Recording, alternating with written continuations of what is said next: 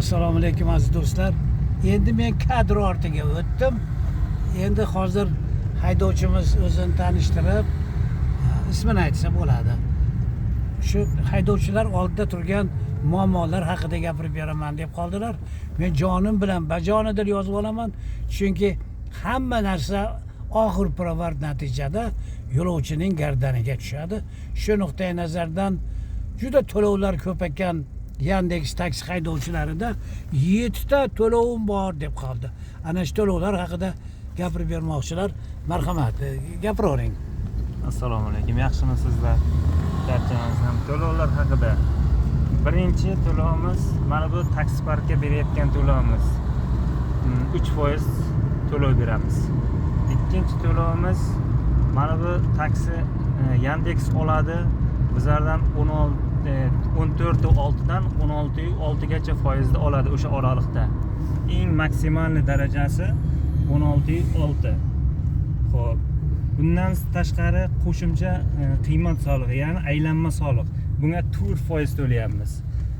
Undan tashqari yangi endi O'zbekistonda ishlab chiqarilgan, JEMda ishlab chiqarilgan mashinalarning masalan 10 yilda bir marta texnik ko'rikdan o'tish degan o'shanaqa joyi bor. U narsa endi Yandex u narsani 1 yilga bir marta qilib qo'ydi. Chunki Yandexga agar uni qilmasak, kira olmaymiz, liniyadan chiqarib beradi, umuman uni kirishda imkoniyati yo'q. Xo'p. Yana bitta narsa chiqardi. Oson degan narsami, shunaqa nomi. Uning nomi u esa mana bu inson bilan, endi yo'lovchi bilan shofyorning xavfsizligi.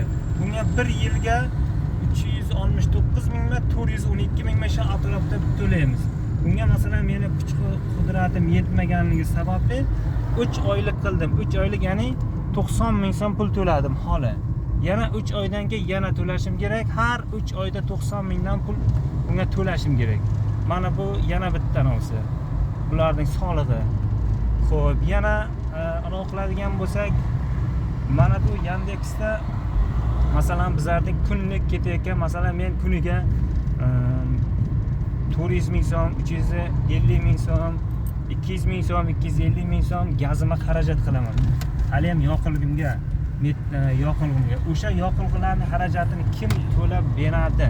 Masalan, hamma yoqdan ular soliq olaversa, soliq qo'yaversa, bizlar kimni ro'zg'orda boqishimiz kerakmi? Nima qilishimiz kerak? Oila bor bu yog'i, kvartira, kreditlar, uylar deganda muammolar ko'p.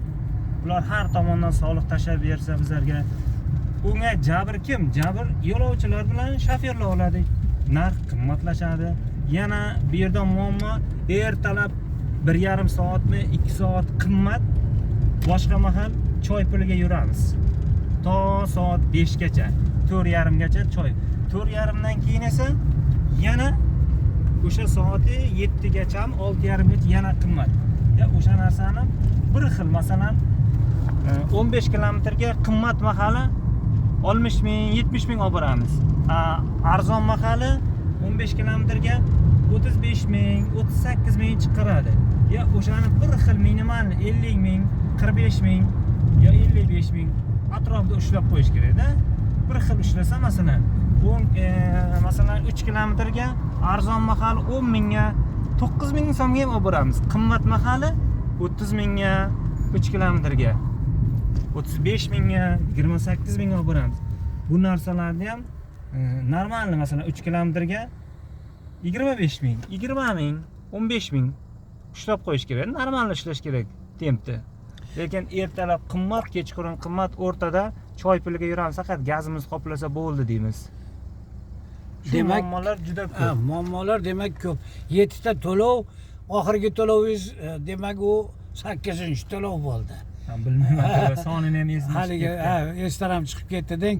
Albatta to'yga borgan odam yor-yorini baland aytadi, azaga borgan odam o'z tashvishini qo'shib yig'laydi degandek, albatta shu taksi muammosini ko'targandan beri haydovchilarning yelkasida ham qanchalar yuk borligini sezyapmiz.